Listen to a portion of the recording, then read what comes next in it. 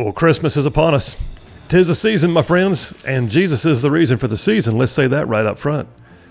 But the gift giving and the gatherings, those are part of it as well. I mean, those are moments that too often overshadow the real reason, but I don't believe that they offend God as long as we keep our real focus on Him. But as a kid, Christmas was magical. I mean, it was a time when you got gifts, when you would wake up on a certain morning with no school and a lighted Christmas tree, and there'd be things wrapped in paper and laid out around the tree. It was epic. I know for a fact that one year I heard reindeer on the roof. I was sure of it. One of my favorite things was putting together the wish list.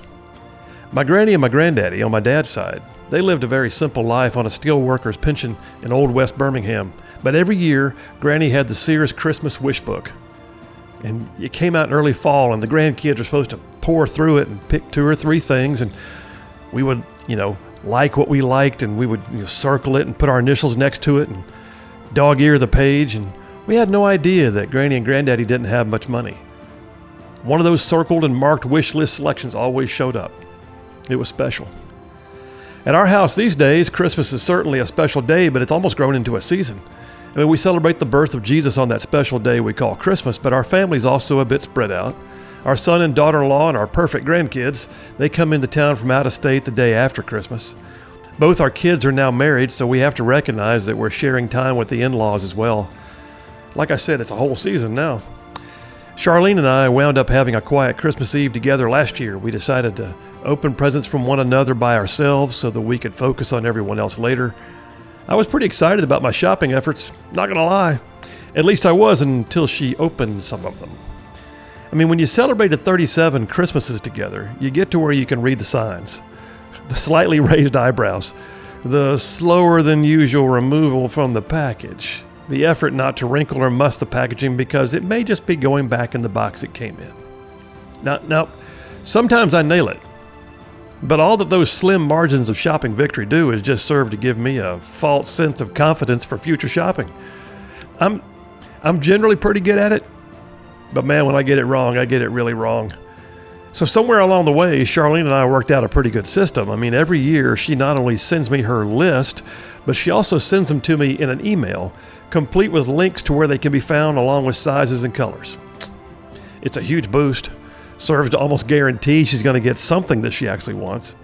I just click on the links, sort the items into my cart, give some anonymous retailer my credit card information, and the perfect gifts just magically appear for me to wrap and place under the tree like I have really done something. But of course, there was that one year. That year when, unbeknownst to me, I did not notice that something was amiss until my daughter and my wife both began to unwrap identical presents. Right down to the colors and the sizes. Now that's odd. I mean, surely not. What could this be? What Christmas Grinchery is this? Well, it turns out that I did not realize that Charlene had given me her list on the same page on which she had compiled my daughter's list, and me being the awful man shopper that I am, I just ordered everything on my daughter's list for my wife. Awesome. So yes, now I verify and even double verify the list does indeed appear to be for the lovely Charlene before I click the Buy Now button. But if you've listened to me enough, you might have figured out that I am a bit on the headstrong side. I like to know that I've contributed in some meaningful way to my wife's Christmas joy, and that my friends is what we at the Williams house lovingly call freelancing. Yeah, that moment when I stray away from the good list and take a chance that some other thing that I have a notion about might be a good one. Like maybe this year's the one where I freelance into the gift pile, the one thing, that present of presents that brings the look to her face that I've seen maybe a couple of times during our 38 years of marriage. A mix of wonder, surprise, and delight, a bit of awe that I could think for myself and buy something she didn't even know she wanted, but now she can't live without, because I am an awesome husband and a prolific shopper, and I can freelance shop like nobody's business. Last year was no different. Charlene's sure thing list was complete, and so began the freelancing, and I was delighted to find that the favorite online store, where she loves nearly everything they sell, had a new way of coaching husbands like me after making one of the can't-miss purchases. I noticed that at the bottom of the page, it said something like, "Because you bought this one, you'll love that one." followed by actual suggestions of other things that my wife of 37 years could just be sure to love. Clothes, shoes, accessories. It was a revelation. I mean, I could freelance without really freelancing. I could safely purchase a few extra items and be the hero of Christmas, as she sat back in awe of the man that she loved, who could buy as if it were the sweet little woman doing the shopping all by herself. So yeah, about that. The shoes were kind of nice, but they were the wrong size. The pants almost got a snicker as she looked at me like she had opened somebody else's gift. And the blouse, well, she's a Southern lady, so she almost said, "Bless your heart," but she held back. But I will say this. I can wrap presents like no other man I know. And yes, I kept all the receipts. I've learned something in 38 years, like keeping the receipts being a top priority. Okay, now here's the deal. I'm going to talk about Christmas in two ways, and one of which is that material stuff that I just talked about. And then I'll get into more of the meaning of it. But this may be a weird take, but it occurred to me in the aftermath of my freelancing what a blessing it is that I can be a bad shopper. And I know that sounds weird, right? But it's true. It's an absolute blessing to know that I live in a nation, first of all, where the choices that are out there for gift giving are so prolific, so abundant, that there are probably more chances to get it wrong than there are to get it right. I mean, think about that. We live in a place where the average Walmart carries more daily stock than whole sections of some countries. You can go to one place and buy everything from apples, baked goods, and cowboy hats to xylophones, yogurt, and Zinfandel wine in a box. It's true. You spend one day in some foreign countries, you quickly come to know that America is a land flowing with milk and honey, so much so that we often take it for granted. So yes, there is an abundance of choices when it comes to gift giving. But there's also the personal side. I mean, Charlene and I, we're not rich, but I'm aware that we are blessed indeed, so much so that I can actually be a bad shopper. I mean, last year, after showing up my freelance gift, as I sulked a bit because I thought that sure that I'd gotten it right, well, the fact that I don't feel compressed and weighed down is why I can be a bad shopper. When we were newlyweds, I didn't have the luxury of being a bad shopper. We were poor as church mice. Every dime counted. You didn't take a chance on getting it wrong. You paid careful attention to sizes. You called the mother-in-law for advice. You thought twice before any freelancing. For so many of our Merry Christmases, we were not in a position for Phil to do anything but a perfect job at gift giving. Where we worked on a strict budget, we put aside money in envelopes to make sure we didn't overspend. We focused on the kids first, making sure they had no clue that times were tight. Was I a better steward back then? Maybe. But I also recognize that the stewardship of the past has yielded the blessing of having grown kids who never went without, a table that always had food on it, and a gratefulness that is now far deeper, and I wouldn't trade it for the world. So yeah, I'm not always a great shopper. In reflection, I'll work to tighten that up a bit. But somehow or other, I always take that to mean that I am very, very blessed. Because sometimes bad shopping can be a sign of big blessing. Okay, so that's the material side of Christmas though, right? That's the side that's visible to the world. Like I said, there's nothing wrong with gift giving, and in fact, it actually brings real joy to give even the smallest of gifts sometimes. But there's so much more to Christmas. It's a time of celebration. It's a time that heralds peace on earth. Now, one glance around the world in which we live can quickly give one the impression that these are not stable times, right? In the last 4 years, we've seen the outbreak of conventional war in Ukraine, the likes of which has not been seen in Europe since World War II. The Middle East is less stable with the attacks on Israel by Hamas and Hezbollah and the nation of Iran. Israel has in turn been leveling whole wide swaths of the Gaza Strip and emasculating Hezbollah in Lebanon and Syria. China is sending spy balloons over our skies. The Canadian government's in upheaval. It's a fair statement to say the biblical reference of wars and rumors of wars is very apropos. At every turn, the media is filled with headlines and punditry that lead off with terms like backlash and anger and harsh response. One side accuses the other, unrest occurs, civil discourse is lost. And then, Christmas. Christmas, whose true meaning is to welcome and celebrate the Prince of Peace. Peace not as the world gives us, for in this world we will have trouble, but fear not, he has overcome the world. I'm not talking about peace on earth, I'm talking about peace in us. The peace that Scripture says surpasses all understanding. The kind of peace you can have when nothing in the world around you looks like you ought to have peace. And there is something absolutely different about the season of Christmas. I am fully aware that not everyone believes as I do that this season we're in is the timestamp of the birth of a Savior through divine intervention. But even if you set aside faith and just look at Jesus as a historical figure alone, you would still have to take note that no one, and I mean no one, has changed history more than him. No one life has impacted more lives than the life of a small child born in the manger. But yet even the hardest among us, though, are aware that something different fills the air during this season of hope. We see it in the giving of gifts, the gathering of families, the time off from school and work. We see it in the stories of extra sacrifice and hard work to be able to buy that one small gift for a child. It's evident in the wreaths on the doors and the lights on the trees, and say what you will, y'all, but Christmas is just different. Now, to be sure, there are those who don't celebrate. For reasons of faith or no faith, Christmas is not everyone's time of celebration. I get that. Families can find it to be a time of, poignancy, marked by the loss of a loved one, or an absence at the table for a service member who's serving overseas. But underlying the story of Christmas is a hope that things can be different.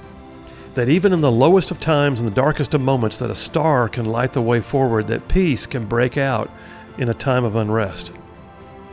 Christmas has a way of changing things. As surely as the history and the faith of the world changed in a lowly Bethlehem manger over 2,000 years ago, there are still moments in time today that cannot be explained except to say the spirit of Christmas overcame the worst of circumstances. Peace broke out when it made no sense to have peace. We could look to Washington's crossing of the Delaware at Christmas in 1776, a moment that led to victory that spawned other victories, a miracle in the midst of hardship that brought us to the birth of this nation. Books have been written about moments of faith and times of crisis in which answers came from seemingly nowhere during the Christmas season. Is it just a sentiment? No. There is something decidedly different about the Christmas season. Something that brings together what was once apart. Something that extends a hope that tides will turn when peace descends like a blanket to cover the cold of discord.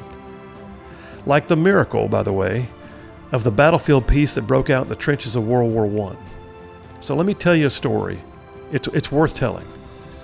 So the Christmas armistice of 1914, just weeks before that Christmas, Pope Benedict had called for a temporary ceasefire on the lines, asking, quote, that the guns may fall silent at least upon the night the angels sing. But yeah, war is where men die and things are broken. So officially, the Pope's plea for peace on the battlefields of Europe in 1914, it was rejected by the leadership of both sides. It is said that the misery of trench warfare in the first war to end all wars was on a scale unparalleled in world history. On the night of Christmas Eve, 1914, in the mud and the slog of the trenches in Belgium, the 1st Battalion of the Royal Warwickshire Regiment was dug in, and they were utterly miserable. The trenches were cold and dank and fearful. The men of the regiment had been on the line for endless days and sleepless nights. A British machine gunner by the name of Bruce Bairnsfather. He later wrote that as he huddled in his freezing narrow trench covered in mud, that he began to hear singing. Singing? That made no sense. No one sings like that in a war. So he called out to one of his fellow soldiers, asking if he could hear it too. German soldiers were across no man's land in their own trenches singing Christmas carols. And there in the darkness, some of the British soldiers began singing back. And then a voice with a thick German accent called out from across the span between the lines saying, "Come over here!" Well, this was not normal. This did not fit the moment. After the call was repeated, though, one British sergeant yelled back, "You come halfway, I come halfway." Well, what happened next is recorded in soldiers' diaries, in letters home, in dispatches from the front. One man is said to have climbed from his trench and walked out into the void to meet the Germans. And a short time later, he came back to the trench line, smoking a new cigar and smiling at all of his astonished men of his unit. And then all across the lines, running the length of the Western Front, groups of French and Belgian and British and German soldiers began to declare ceasefires and crawl up out of their fortifications to meet out in the middle to celebrate Christmas. For just a little while, peace broke out at Christmas, right there in the trench lines. It's said that some of the soldiers who had just been fighting and dying began to shake hands and sing together and swap cigarettes and cigars. They poured the occasional libation. In more than one instance, impromptu soccer games broke out. Western soldiers gave German soldiers haircuts. Men of both sides helped their enemies retrieve their dead who littered the battlefield.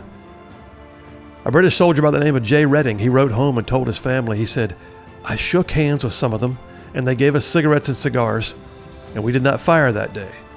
And everything was so quiet, it seemed like a dream," he said. A German lieutenant, he wrote, "How marvelously wonderful, yet how strange it was. Christmas," he said, "the celebration of love managed to bring mortal enemies together as friends for a time." It's not clear how many troops participated in the Christmas truce of 1914. Time magazine wrote that up to 100,000 men crossed the lines to celebrate with their enemies. The high commands on both sides were said to have been shocked and disapproving, but it was Christmas. Something was different.